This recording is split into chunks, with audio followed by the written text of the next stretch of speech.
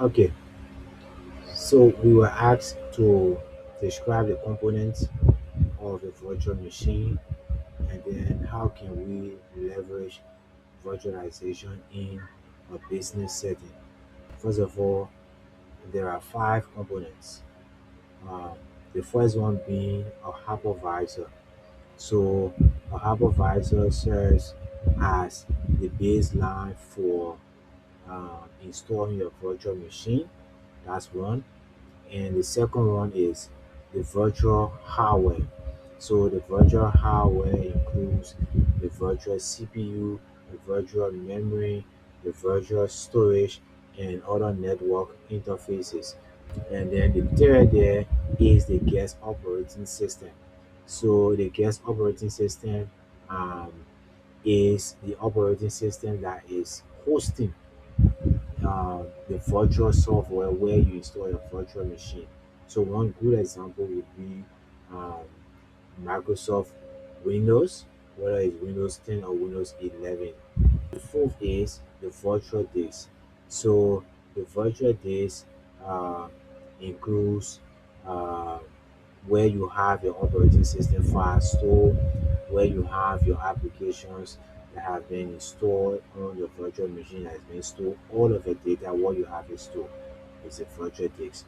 And then the fifth is the virtual network components.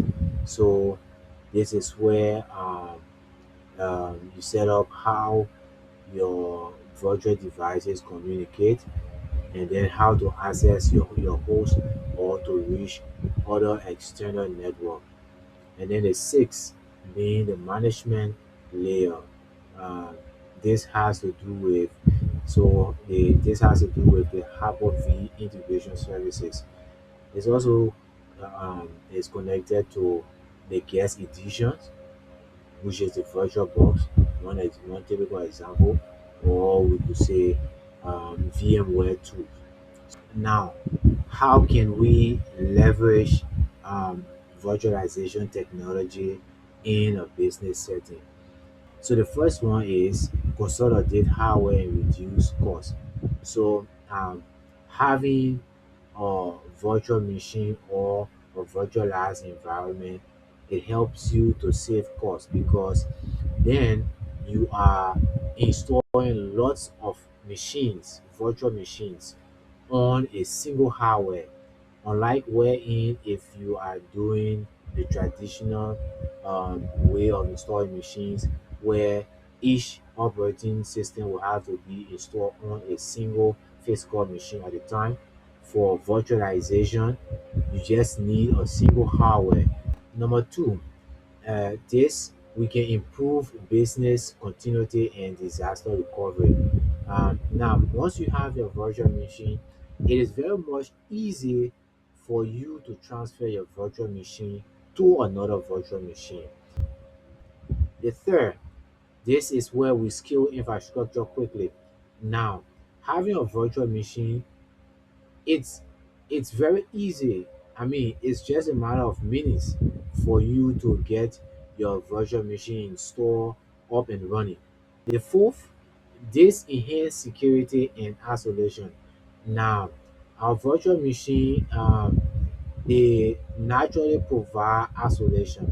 So, if we have a malware on a particular virtual machine, that machine may be the only machine that has that malware.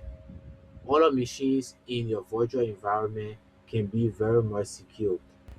The fifth is support testing, development, and training.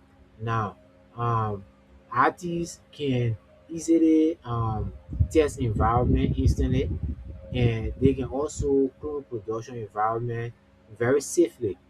And then they can also use this to train staff without live systems. I mean, if you want to do a demonstration, having a virtual environment makes it very much easy. On the sixth, this enable desktop virtualization. So VDI allows employees to access a consistent desktop anywhere. That's the advantage. Anywhere. It also has centralized management system. It provides as well stronger security. Now let's look at 7. It allows us to run legacy application reliably. Under number 8, we have simplify IT management.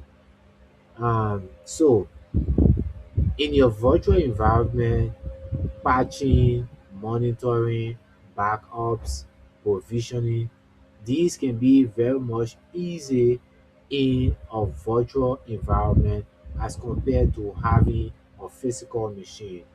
Now, here's the last part of it. That's the ninth. It enables cloud migration and hybrid cloud. So, with this being said, these are the ways we can leverage virtualization in the business setting. Thank you, guys.